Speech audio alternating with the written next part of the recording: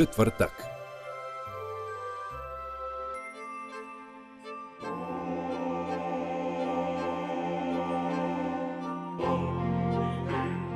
Gde danas Hristos živi?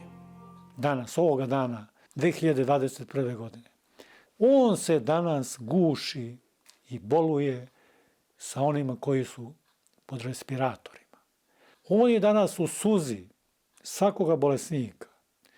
On je i naš osmeh, i naša radost, i naša tuga.